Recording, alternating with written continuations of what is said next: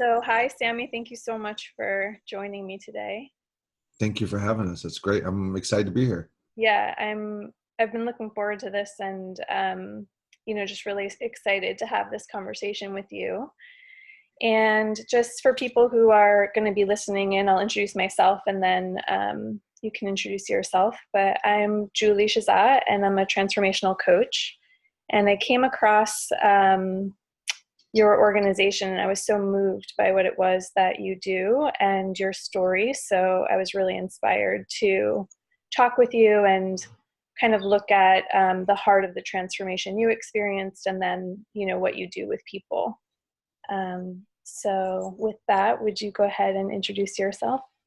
Sure. My name is Sammy, Sammy Rangel. I'm the executive director and one of the co-founders of an organization, a nonprofit called Life After Hate. It's a group that is very unique in its makeup and its mission and focus. We are a group of men and women who have a history of prior violent extremist lifestyles in the past and membership. With the exception of myself, all of the other co-founders were ex-white supremacists who have obviously since changed. And I spent a good chunk of my year fighting with white supremacists, but also doing my, having other focuses as well towards. But we all have that hatred, violence, and the extreme ends we would go to, in our lifestyles. And then our mission is to basically try to inspire people to a place of compassion and forgiveness for all people. And then I'm also the co-founder of a group I started to help men and women who were struggling with hate and violence and anger and incarceration and you name it, just that whole lifestyle, which is very difficult to walk away from, and can often be just as difficult to stop as any other type of addiction that you might think of. And when we think of drugs or alcohol, people know that can be an addiction. Well, so can the lifestyle that people live. Can be highly addictive. And so I think those two things, although they're separate, work and complement each other great. I'm also, I have a master's of social work from Loyola University.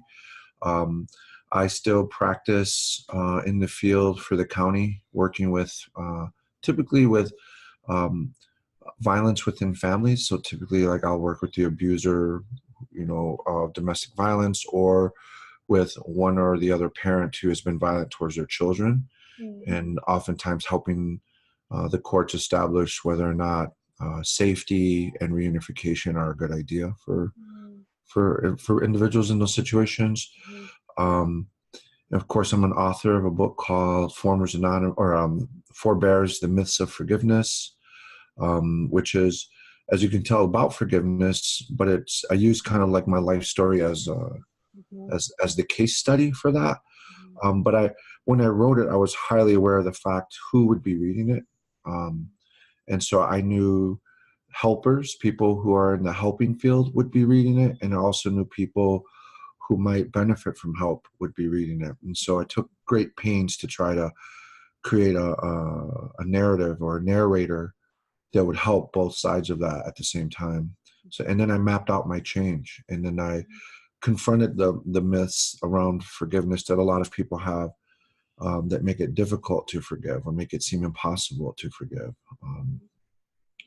And then I think as a result of all of the work and experience I've had, I was honored and felt very blessed to have been invited to do a TED Talk on the power of forgiveness.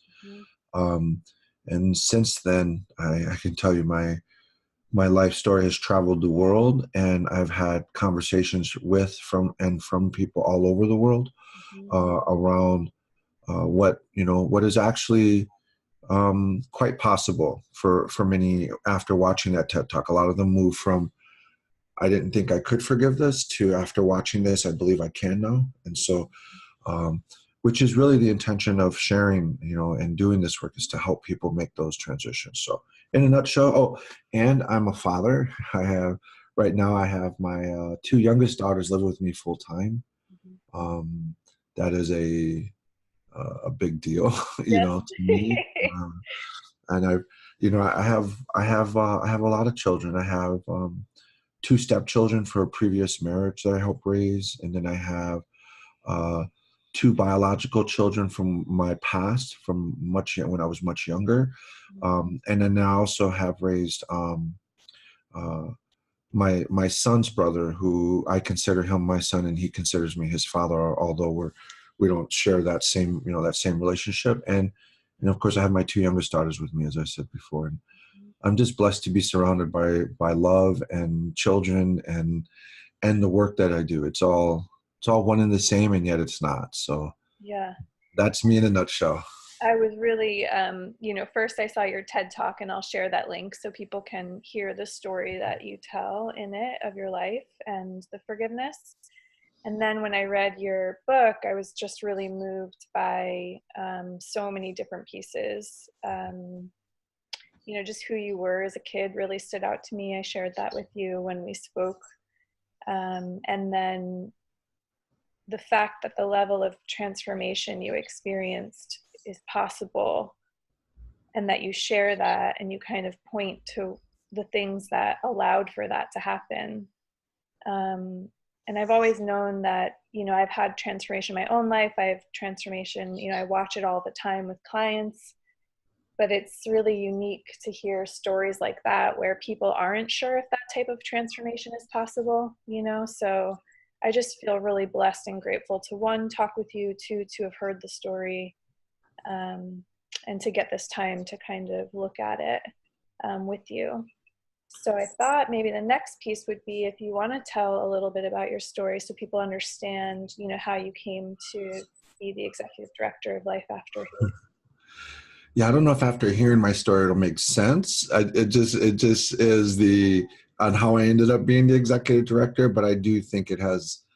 I don't think it could have ended any other way. I certainly didn't see this coming, but yeah, it felt like the very place I needed to be and should be when it happened. So sure, I think my life can break into like three major phases, and I might even be going into a fourth phase.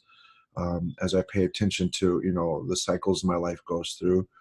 The first 11 years, and I've been through a lot in life, but I think the first 11 were absolutely the worst parts of my life. And not comparing apples to oranges, because I firmly believe a person's suffering is to them what somebody else's suffering is to them, right? So, but I have routinely heard from people around the world like that. Mine is a bit horrific by most standards, and I think my parents were horrible people, to say. And while I've come to terms with their suffering and how they became what they did, how they became the people that allowed them to do what they did, I forgive them and I understand that. But when I say they were horrible people, I say that from the memory of what it was like growing up with them, not from where I'm at today. And I always described my life as in that period of, I felt like my parents are trying to kill me. And today, I think there are facts that I've discovered that validate that fear. Because when you're growing up with that thought, you're like, nah, there's part of you that thinks you're crazy for thinking that. But there's real evidence now that I'm not crazy, and you should listen to that voice when you hear that voice, and so I went through things like, my parents would try to starve me, would, instead of sleeping like a normal child, would make me kneel down next to the bed while they slept. And then they would wake up throughout the night to make sure I wasn't sleeping or sitting or laying down. There were a lot of things like humiliating things they did. Like they would, in an effort to keep me from eating, my mom would make me walk around the house naked so I couldn't hide food on my body. And so, I have other siblings, older and younger, in the house, and they're all trained to act like I'm not walking around naked, like I'm not walking around covered from head to toe in bruises and open wounds and bleeding, swollen, just a tattered child. Like I was tattered all the time. And when people would come over, they would hide me in the attic, which was not insulated. And so if it was winter, I was freezing to death. And if it was summer, I was dying of heat. Like it was just never a break. Like there was never a place to escape. But then around between the ages of 11 and 17, I kind of, at 11, I took things in my own hand, and I decided there was a shift in my brain, I think, where I realized I didn't have to stay here. That's kind of what I saw in the book, because I told you this when we spoke, but like what really amazed me was that, I mean, obviously you were only 11, like to that prior point, but I could feel the love you had for your siblings keeping you in the house. And then it just seemed like something changed around 11 that made that not really an option anymore. Well, that feeling lasted for quite a while, even after I left. Of being my sister was devoted to me. She was an abused child. She got hit a few times. I could probably count them on my hand. It wasn't her physical abuse, or her abuse wasn't similar to mine, but we went through a lot together. Like right. we were both sexually assaulted when we were just toddlers by my mom's brother together. And we had to watch why those things happened to each other. And as we grew up, my sister, I think, modeled for me what real family was like. She would defend me, like literally stand between my parents and me and scream and beg them to stop. She would sneak me food, she would get me out of the house on a rare occasion, like, let me take them to the pool, she was kind and compassionate, and only 3 years older than me, so not much older. Yeah.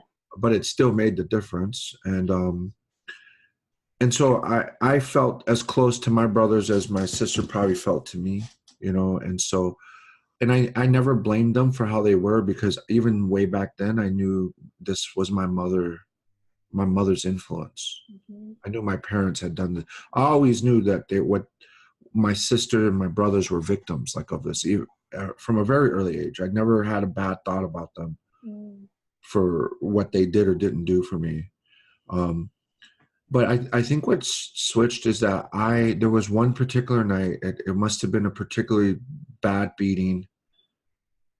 And I was kneeling next to my mother's bed, and I felt as if I was physically dying. Like I probably was near death from the beatings.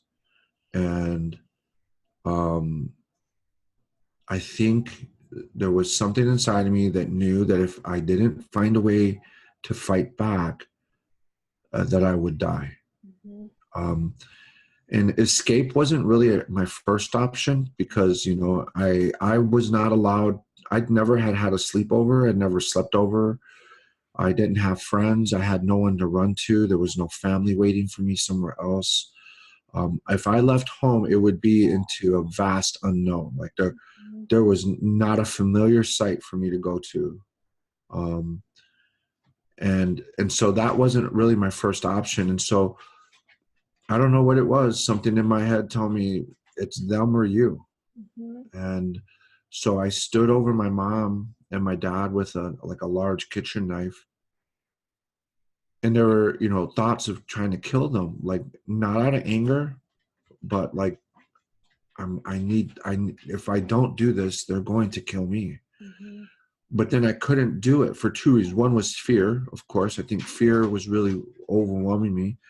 But I also still, believe it or not, loved my parents like enormously. Like this was my family. I loved my mom and I loved my dad, even though I hadn't reasoned that out yet. Like I didn't realize that probably wasn't love, that I was feeling. I think it was something else, because I was willing. I don't know. I can't really explain it. I haven't really thought about it, but it's never felt right to call what I felt love, because I honestly believe it was more part of the victimization. of the abuse. I think that was the, like, over identifying with my parents. They were the main abusers, and somehow trying to, I remember one day my mom was beating me into the ground and I saw a halo on her head. Now, while she's beating me, and I thought my mom is an angel. Like, see, that kind of mental health psychosis stuff, like I believed, I believe there are terms for this where your victims over identify with their abusers in that way. There's real studies out there about that, and I think that's where that was coming from. um, it's not normal to think that your mom is an angel with a halo, an actual halo, while she's stomping you to the ground. That's not love. Although I can tell you I loved my mother. um, and I couldn't do it. I couldn't bring myself to do it. I think, which goes to say, no one's born a killer, right? Like, you're not born to kill, that kind of thing. And so I chose to leave, which in and of itself is a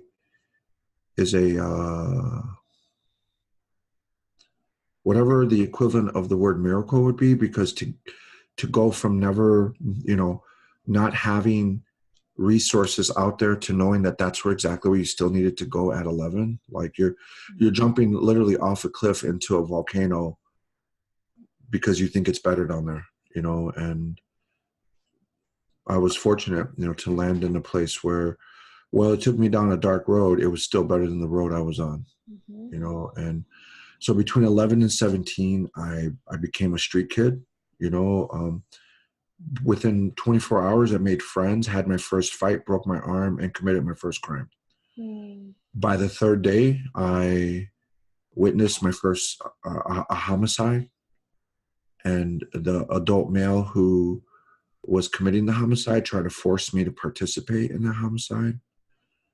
By the end of my first, almost my first year, I was in a gang. I was had multiple sex partners. My girlfriend was also 11. My long-term girlfriend at that point was also 11, and we buried our first child together before we turned 12. I was doing drugs, alcohol. I mean, I was pretty much living an adult life as an 11-year-old boy. It happened so fast. And I wasn't quite yet comfortable with violence, but I was willing to be violent as a way to survive, because I could tell my peers expected that of me. But to be honest, it also gave me a sense of ability, because for the first time in my life, I'm able to start fighting back. Yeah, I was going to say, it was almost like a sense of having strength for the first time that maybe you hadn't experienced before. And I think you could say that, but I'd also say a sense of being able to protect myself. Like, I could finally, because one of the ways my parents would abuse me was I'd have to put my hands down by my side, and they would be able to punch me in the face, hit me with sticks or extension cords, whatever they were doing. I was not allowed to protect myself. And so for once I could raise my hand. It just had so many implications. And for once I was around people who were telling me this wasn't crazy, and who believed me, and who were willing to do something with me about it. When my sister is really the one who helped us break the family secret culture, because she went into school on my 11th birthday when I got a beating first thing in the morning. She had enough, and she made a report. And that system completely failed us. They put us back in that environment. They promised us help. They only made it worse, and then they abandoned us. My friends taught me how to steal, rob, rape, pillage, kill, do drugs, have sex. They taught me how to do all that. But what they didn't do was ignore my pain and suffering. They did not abandon me. They didn't beat me like that in return. Or if we'd gotten fights, it made sense. Like this, I couldn't understand why he did that, or why, not that it was right or wrong, but at least it made sense. In my home, there was no sensibility whatsoever. You could be beaten for whatever reason. Right. And it was a better world. It was a harsher world for me in some ways, but I wasn't new to violence. I wasn't new to blood. I wasn't new to a lot of those things. And I was a homeless runaway kid. Like I didn't have it easy.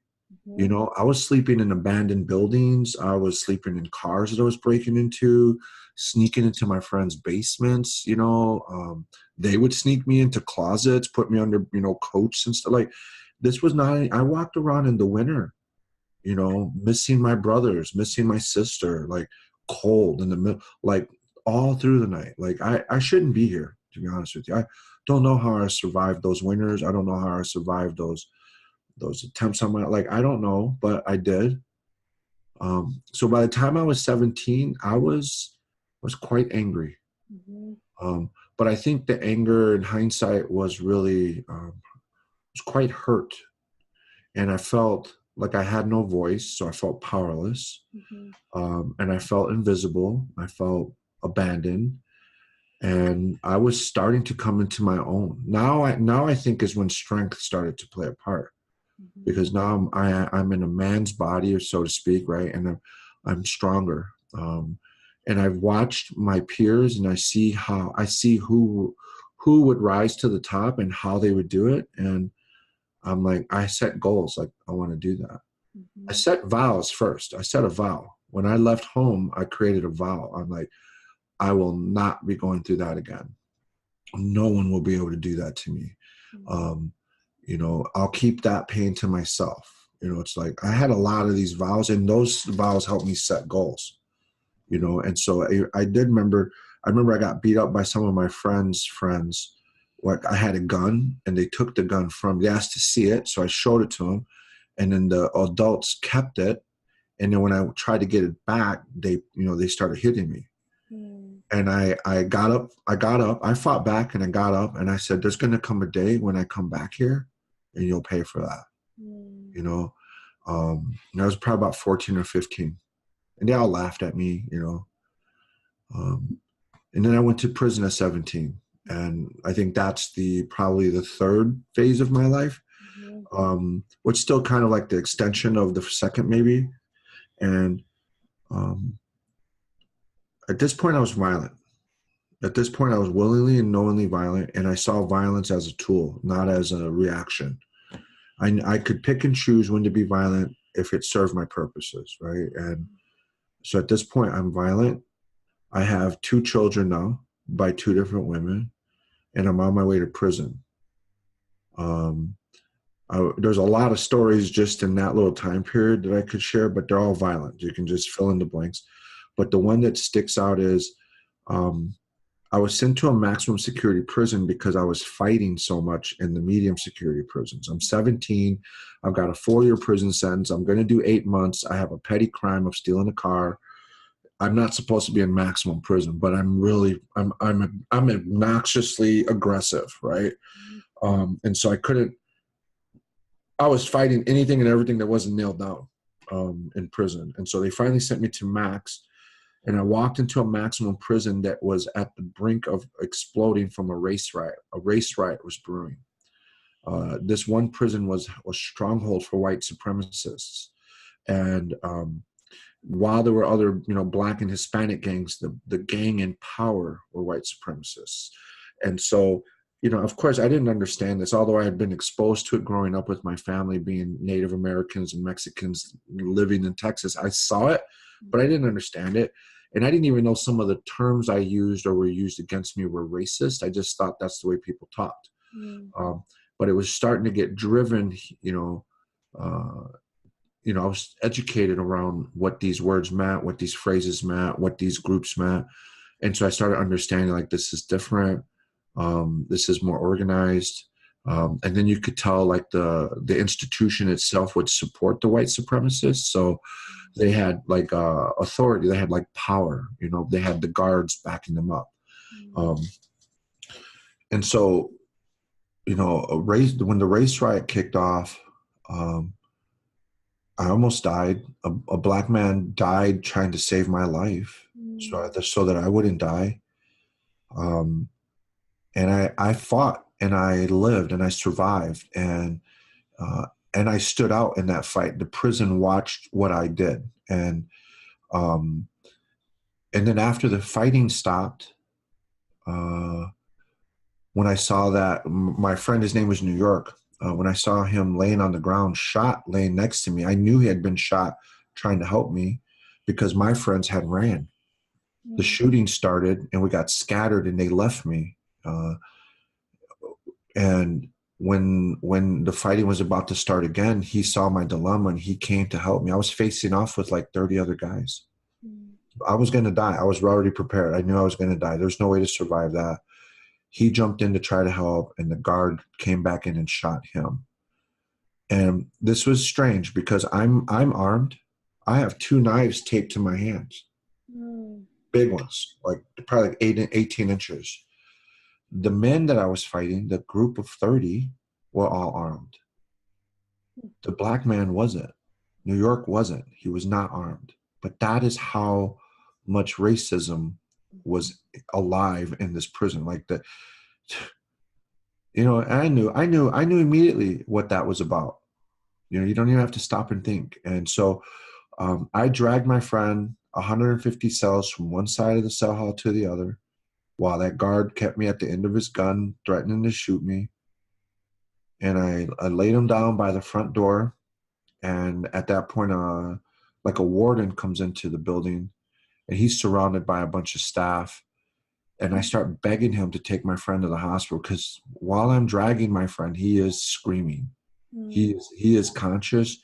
He's shot in his side of his stomach, which is really messy, Yeah. and painful, of course. And he's begging me to help him, and I'm asking this superintendent to help. And he made it clear he was not going to help this man.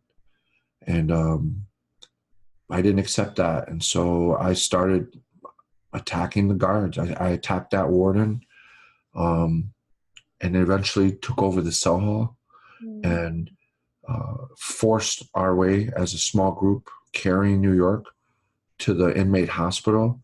But I knew that by the time we got to the hospital, I knew New York was dead. I knew he had died between whatever the fighting and where, but we tried. We tried. And of course, I spent the next 28 months in segregation for that.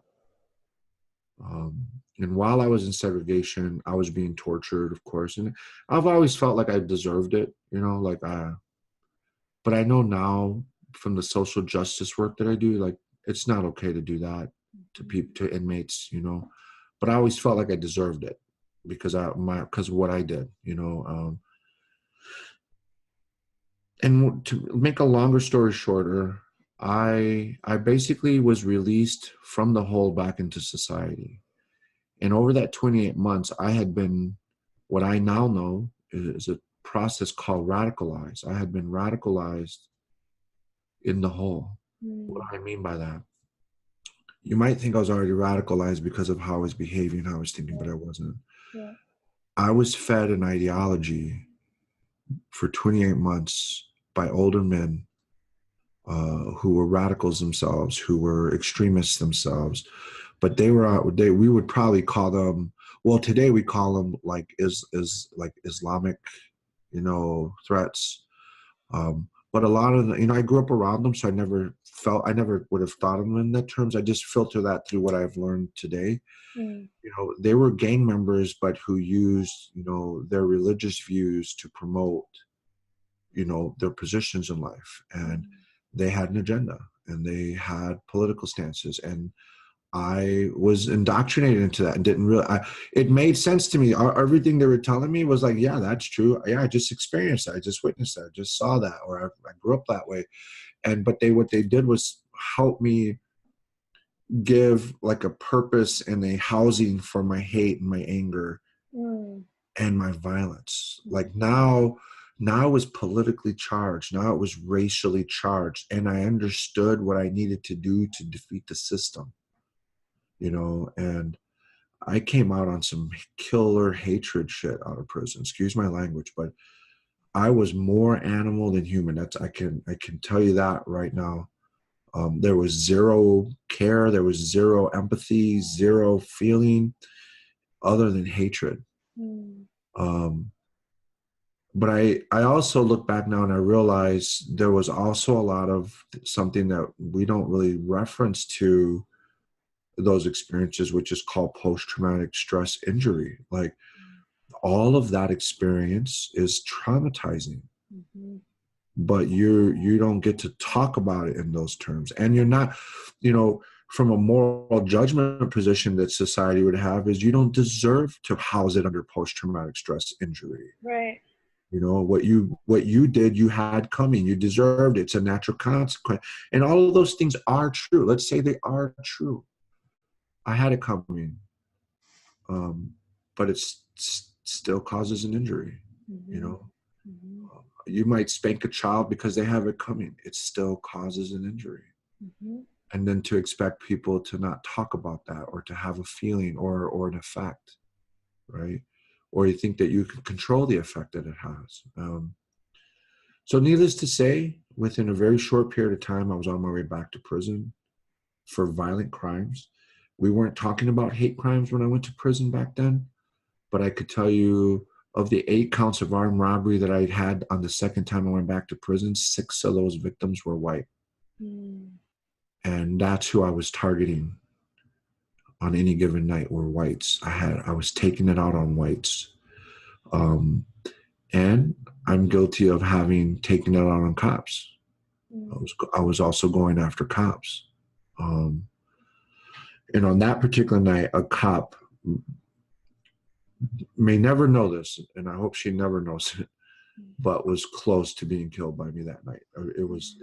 She, by the grace of God, escaped that experience, and won't ever know it.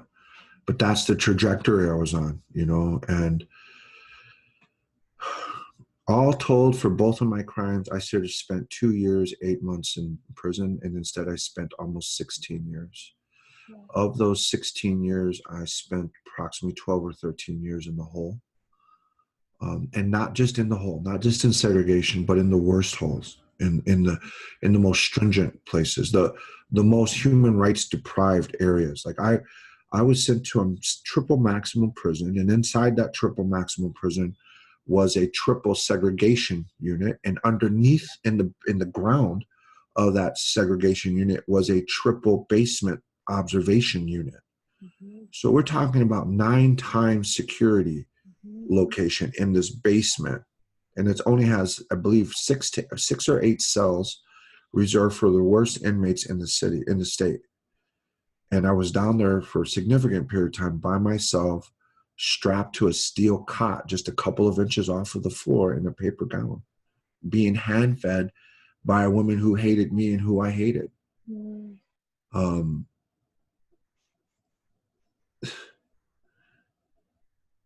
That, I would say that, for me, believe it or not, when I made it to that level of deprivation, I actually felt enlightened.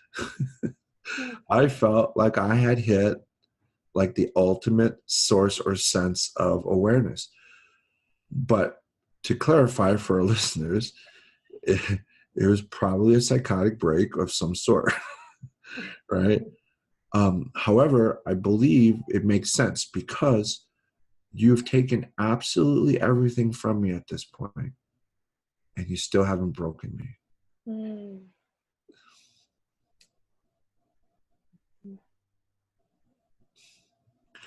I think I learned how not to be broken at home, and it's just an extension of that.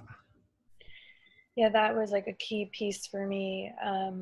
Somebody had said to me one time, like, the human spirit can't be broken, like it's unbreakable. And conceptually, that is one thing, but your story to me was experiencing it in a whole different way, that somehow your spirit stayed intact. And then obviously through your transformation too.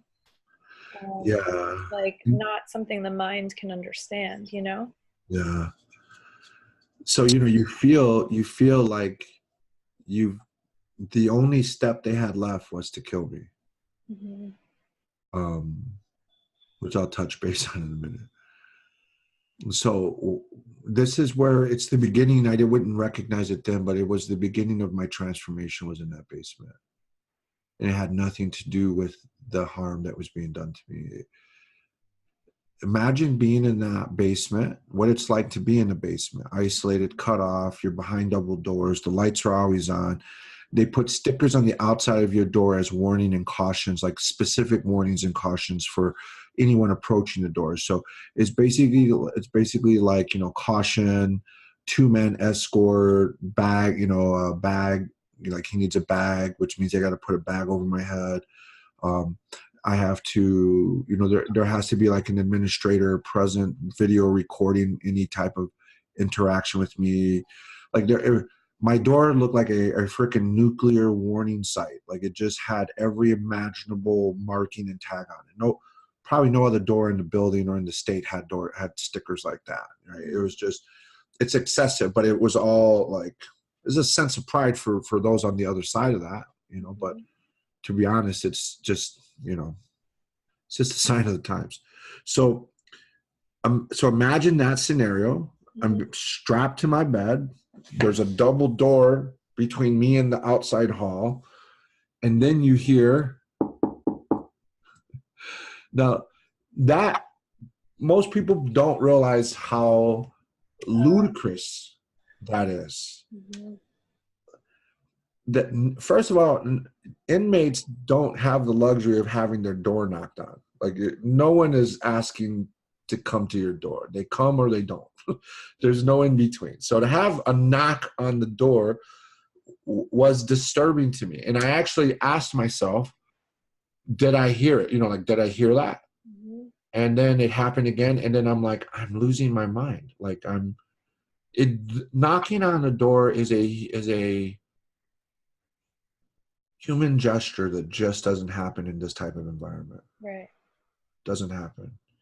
No one asks. That's asking for permission. No one asks for permission in prison. Not on either side of that door. Right. And then I hear a voice that says, "Hey, I'd like to talk to you."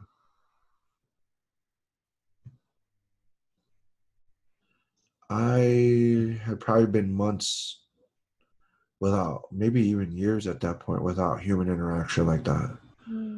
Just those two things that's what made me think I was losing my mind, not being in that environment, but those two events, like they were so abnormal for that environment, which is kind of backwards, right? It's like Alice in Wonderland type shit. Like, and I was really defensive. I didn't want to talk to nobody. I told him in some very disrespectful ways to get away from my cell, leave me alone, bye. And then he says something even more weird. He said, I'd like to tell you a story. Oh my God. Wow. And he doesn't wait for me to respond at this point. He just says, I'm going to have him bring you down to my office. And I'm like, yeah, right. That ain't going to happen, buddy. You've lost your mind at this point, But sure enough, he got me brought down to his office. And then he did the next life-altering thing. I wouldn't know it then, but I know it now.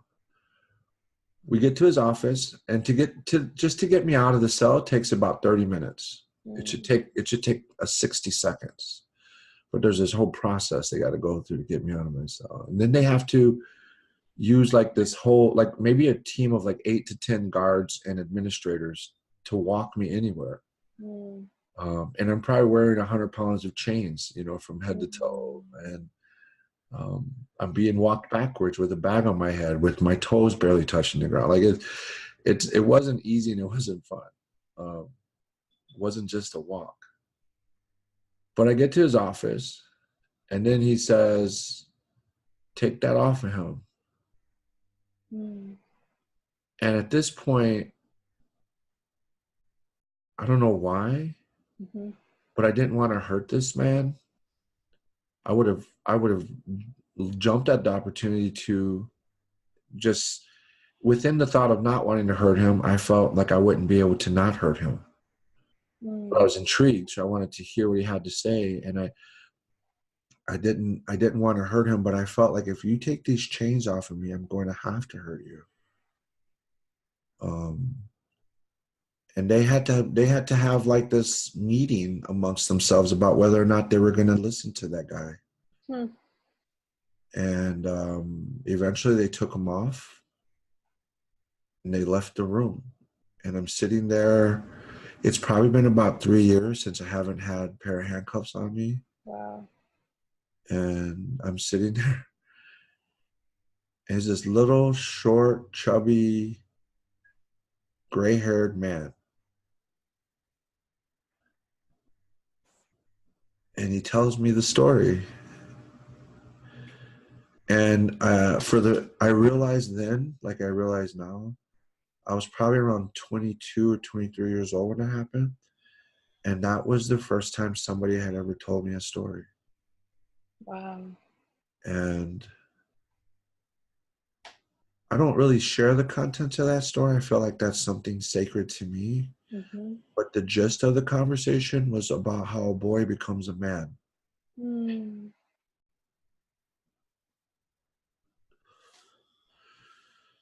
So afterwards, they take me back. I know now what he did. I didn't understand what he did then, but he basically used his psychologist position to get me put into basically a mental ward. Hmm. Um, and so when I finally figured out that's what he had done, I'm like, this dude thinks I'm crazy. Mm. And then he says, well, years later, he says, I had to get you out of there. Mm. And why? He's like, they were going to kill you, Mm. you know?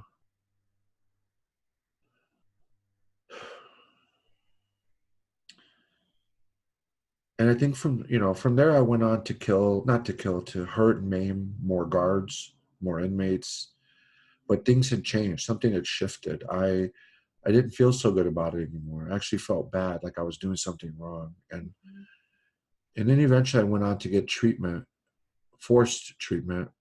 And I think that was still kind of fresh and open in me when they put me in treatment. Mm-hmm. So eventually I think that helped me open up eventually in the treatment, but it was kind of forced on me. My head was held on the water pretty much until I got it, till I realized I needed air. Mm-hmm. But it was like the moment that I did understand that I was harming people, that I was not that different from my mother, that although I could say I loved my kids, I hadn't really practiced or acted on that love Mm-hmm. in any real way. I did had a sense that, I wanted to be different and I wanted to change. It was immediate. It was an immediate shift. I went from 1 second being a powerful gang leader, and the next second to wanting to run to beg forgiveness, and then to do something about the harm I had been causing. Mm. And ever since then, I've been on that path. Like, I never look back. I never Mm. look back. And I go back, but I don't look back. Like Right. I go back to those places to help. That's where Formers Anonymous comes in, right? Like that's something I can do about what's going on in there. And I've just been in the helping field, and that man helped turn back on my empathy with his empathy. Right. He helped turn back on my love with his love. He loved me out of that hatred. He loved me right out of that. Mm-hmm. And I'm happy to tell you guys, like I met him in like 92, 93. I still talk with him. Like Mm. I'm still deeply connected with him. And I lay the seed of my change with him for having the foresight and the insight to honor my spirit, even though I was not honorable as a person. He loved me right out of that. And he knew the worst parts of me, and it never made him consider whether or not I was worthy or not. Mm-hmm. That's my long-winded story. I'm sorry. No, it was amazing, and it's a tremendous what you're saying about him in particular. It's like I remember reading it in the story too, and hearing it when you're talking, like Mhm. that you felt something when you were in his presence. And to me, it's interesting that he saw something in you that no one else was seeing. So the fact that you felt that, even though he had not articulated that, I just find that to be an incredible testament to something beyond, that we can't understand mentally, but exists Well, and has impact and is helpful and wakes people up. I think the stickers on my door, Mm-hmm. I think the 10 guards it took me to walk anywhere, that they had to chain me up to a steel cot in a locked basement somewhere, right? Like that expresses fear, Mm-hmm. not power and control. Mm-hmm. That fear is judgment. Mm-hmm.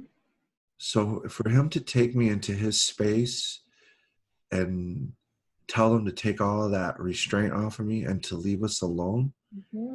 there's no judgment in there because there's no fear. Mm-hmm. And he was never impressed or shocked by my story, which is the absence of judgment. Mm-hmm. Everything he did expressed like this judge, like literally like a judgment free zone of acceptance. Like I never felt like he co-signed or was sympathetic to my actions whatsoever. I never felt like I wasn't accountable. Mm-hmm. But in the face of that accountability, in the face of that responsibility, he never condemned me as a human being, Mm-hmm. and I think everyone else was kind of neglecting or condemning me as a human being. Mm-hmm. And what's interesting to me is like it's out of innocence, like there's not a lot of understanding that people have in this area. That's why I'm so passionate about it, because I think if there's more understanding, people can look in that direction and start to see it for themselves. But to have that man have so much understanding that he's able to have that impact with a knock.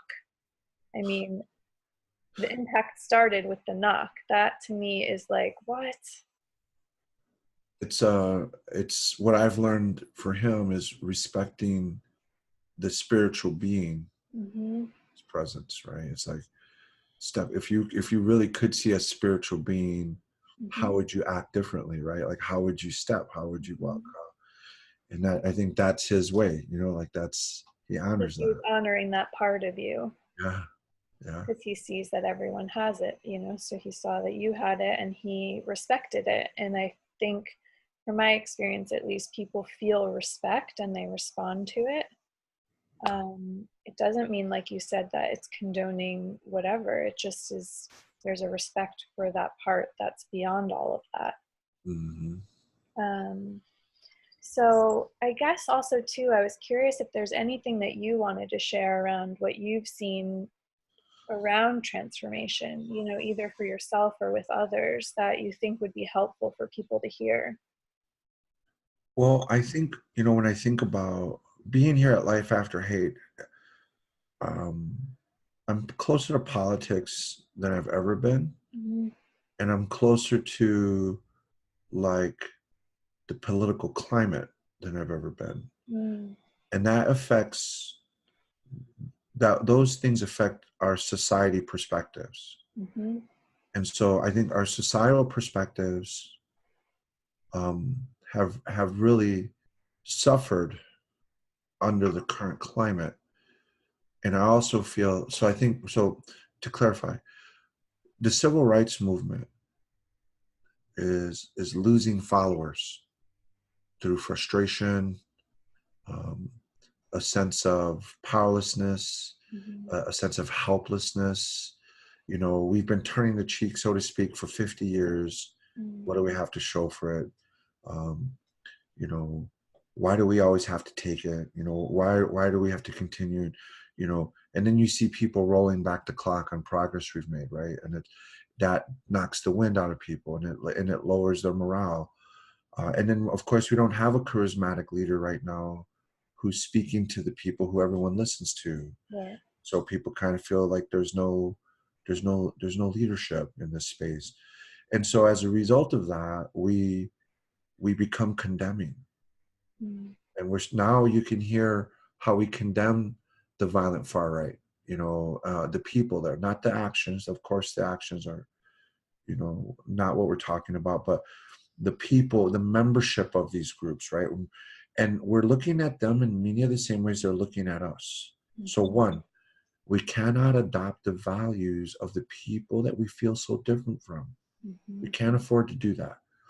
Two, in order to hold your position, in order to stand up for what you believe, and I think this is a part of the myth of why people are losing their own sensibilities around the path of the civil rights movement, of human rights movements. They feel that if they're not condemning the other side, that in some way they'll be misperceived as conceding. Right. And you don't have to concede, nor do you have to condemn. Hold your space. The third thing I would say is that we cannot think of this battle of hatred with hatred, and to the great depths that hatred can take people. We cannot win that battle, but you can lose it. And if you're not careful, you will. At the very least, we should be really interested, committed to maintaining and restoring balance in the face of hate. I've read a guy who asked, if you take all the darkness off of a mountain, what do you have? He concluded that you don't have anything, which is really the truth, because you can't eliminate a concept like hate without eliminating a concept like love, right? And so maintaining the balance between the two, there will always exist those two things. And actually darkness is probably has been here longer than light. And so what we do is we insert our light into these dark spaces in an effort to shed light, to illuminate light, to clear a pathway for people, to show the pathway for people, to show it for ourselves so that we don't lose hope. Like we can't give up. And instead of looking for revolution, I think we need to be looking for evolution. Like we have to be concerned with like this, just overcoming the hardships, but to overcome them not with might, but with love and compassion and empathy. Like those are really the only true sources of power that a person can wield in life, and benefit from and benefit others from. And when I talk about that, I'm concerned about the killers, I'm concerned about the healers, and everyone in between. Like you have to be, because if you try to determine who's worthy, you speak to your own worthiness at that point, and we have to be less concerned about that and more concerned about the larger ideals and concerns that we all have and we all share. People with grievances from the violent far right or from the left or from wherever, we can validate those people without validating their experiences in many of the same ways it was done for me, and it's by listening. If we listen out of that genuine space to want to understand, because without that understanding, you are helpless in the face of that information. Right. You will not be able to do anything with that information. You won't be able to problem solve. You won't be able to strategize. You won't be able to intervene. It would just be information lost on you. Right. But when we listen from a place of true concern for all parties involved, that person, like I felt when the man I call my uncle today, when he came to my door and listened to me, I was validated. I was seen. Remember what I said? I was no longer invisible. He gave me a voice. He gave me worthiness. Like he showed me I had all that stuff all along. But I started to believe the wrong voices. What my parents taught me was to hate myself. What the streets taught me was to hate others. And those were the wrong voices. And when somebody finally showed me that I was actually a lovable person and that I could be loving, my life transformed. It changed everything for me. And it only took one person to do that. Right. And of course, I've had a lot of help since then. You know, Oh, I've yeah. But a it's the first long, seed that blossomed and it turned like it opened something that wasn't visible to you prior to. well, when you plant a garden and you open up them seed packets, how many seeds are in there, right? Like Yeah. that's what he did. He like dumped a whole bunch. Right. It's like a mass dumping of seeds in my life. Yeah. Well, I so appreciate you sharing all of this. And I just am always touched by you and your voice and your story and the way that you share and your perspective. And you give me a lot of, you definitely wake up the feeling of hope in me. And to me, hope is the feeling of some deeper intelligence. So I like to look in the direction of hope because it gives me fresh thinking, fresh ideas, creativity. So I wondered if there was like anything on that lines that you wanted to share. Absolutely. My upbringing and the Lakota beliefs and the Lakota system, it recognizes one, it has stories that most people have forgotten. And we could call whatever the energy we're going to call it, let's call it magic, for example, right? That all the magic has left the world. However, like the ability to wield magic, I think some people might call it manifestation or whatever you want to call it, right? Like the ability to do something like that. What my family says, and I believe wholeheartedly, is that the only source of magic we have left is our imagination. And Mm, when you think about how the world works, you can't do anything without first envisioning it, right? It mhm, has to start with a thought. So if you're hungry, you imagine an apple and then you manifest that apple in some way, shape, or form, right? It only starts and can only start with imagination.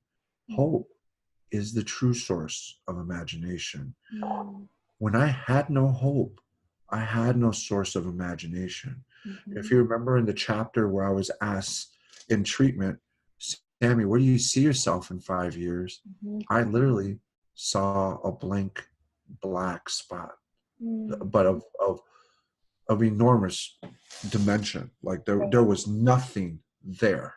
right. There was no, it was like a blank space. Like And no light. there was nothing there. And I felt deep shame and deep sorrow because I realized at that moment that because of the way I had been living and been forced to live in some cases, I had never thought of the future. I had no hope. Mm, But I was changing and came to realize that if I started reading books, because books was kind of like my desperation of grabbing the information I would need to change and yeah. succeed. And so I read a book that said, "Hey, uh, if you want to accomplish anything, you have to imagine it first." And I took it very literal. And then I took that with what my uncle said. He says, if you want to manifest something, you have to write it down, because that's how you bridge the spirit world with the physical world. You Mm, write it down. That's why writing things like books, like I believe that's why people feel so strongly about like religious texts that, they say came from these places, but I'm not referencing that way, but that's an example. And it's like, so when you imagine it, you actually turn it into something tangible when you write it down. mm, So I took that imagination and his message about writing it down, and I started writing everything I could possibly imagine down. And it ended up becoming like this big notepad of ideas. I saw my first attempt at this was inspired just randomly.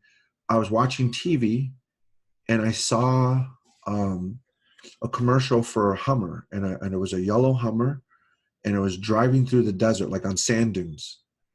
And I had the thought like, oh, I want one of those, but it wasn't from a place of material. It's like, I want one of those. And I wrote it down.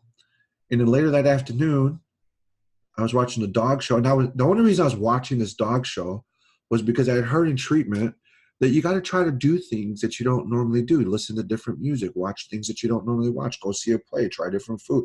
So I was like, I'm going to watch this BS dog show, like, and then attempt to do that. So here I'm watching this dog show, and this giant, the biggest dog in the world I've ever seen, walks on the stage, and it ends up being an English Mastiff. I want one of those dogs, and I wrote that down on my paper. And I went like the next couple of years doing this. Huh. And I'll have you know, I have accomplished 100% of everything on that paper. Everything. From my family to my schooling to buying a home. I was given a Mastiff 2 weeks after I got out of prison. Wow. Given. Didn't ask for it, didn't look for it. It was brought to me, gifted to me. And that became my brother. That was my brother. I actually broke up with someone for mistreating my dog. Like, that was my brother. Broke my heart when he passed away. I accomplished everything and more. So this, when you say hope, it is truly the power of the people.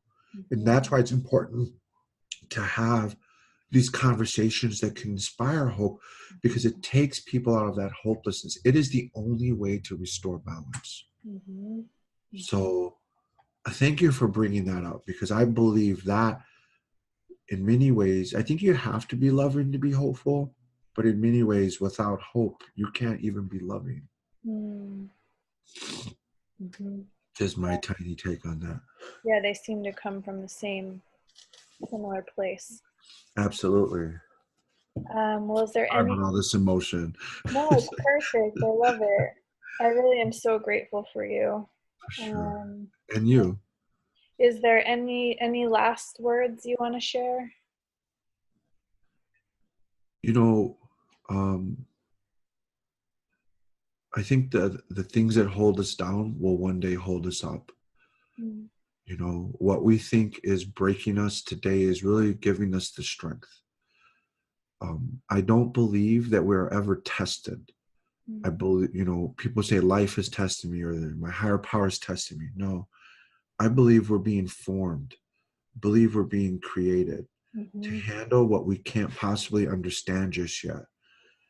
I would never go back and alter my past. As painful it has been, I don't want to repeat it, don't get me wrong, but would not alter it, because today I recognize that it's made me who I am today, and it's given me the opportunity and the blessings to reach out and back into those spaces and help people. I wouldn't abandon a particular soul or person in there for anything in the world. So I have come to appreciate my past, appreciate my hurt. I've learned to suffer well. And as a result, you can pass that on to other people. And we're collecting each other. Look at me and you are now a part of a collective. Right? And we've strengthened each other's positions in that way. And we'll continue to do that, right? And so I would encourage us not to regret our past. You can't really outrun your ghosts. And our exile may have at some point become voluntary. It's no longer imposed. And so we have the freedom to walk back into the world, to walk back into people, and to trust in our own strength to handle whatever happens. Like, if I'm abandoned again, I will live, because I've survived that in the past and I'm strong. And that doesn't mean that that's everyone. It just means it was in that situation. You know, like, you change the way you reason through your hurt, right? And it's not that we get easier, it gets easier, but you get stronger. And so you have to exercise that strength to be free. And I believe what you said, to steal your line that you share with me, it is within us. It's within us to do that. Our healing is within us. When I became forgiving of my situation for generations in my family, I became the first person to put love back into my family. That's exactly what my family needs. They may not appreciate it, accept it, acknowledge it, but my children are an extension of my family, and they receive it, they accept it, Mhm. and they will share. I'm changing my Tioshpai, my lineage. I'm changing the trajectory my family has been on. I'm Mhm. rooting out the cancer. I hope the cancer stops with me. You know, it's like it's changing everything. Mhm. And there's no reason to think otherwise. You know, so I think in closing, that's what I would say. Thank you. And my just what it kind of inspired for me is I feel like if whenever I forget that it's within, I have a feeling you're going to pop up in my mind, and I'm going to remember that that spirit guided you this entire way to this point to help others, to change your family, to feel the way you feel today. So again, just thank you from the bottom of my heart. It's Appreciate it. it's from my family to yours. It's our duty, and a man and people make every decision with their families on their mind, and with that those ultimate responsibilities come from your duty to the people and to serve the people. So your work is in that same spirit as my work. It's and not just professional work, but personal work. Yeah. That comes from the place of knowing I need healing, but I also know people need healing, and so the two work together. And Hmm. so you're serving the people, and I thank you for that. Like that's a big deal to me. And so if you ever need, want, care to have time, just ask for it, and I will give it to you. Thank you. It's yours. It's yours to have Thank you. Thank you so much. for sure.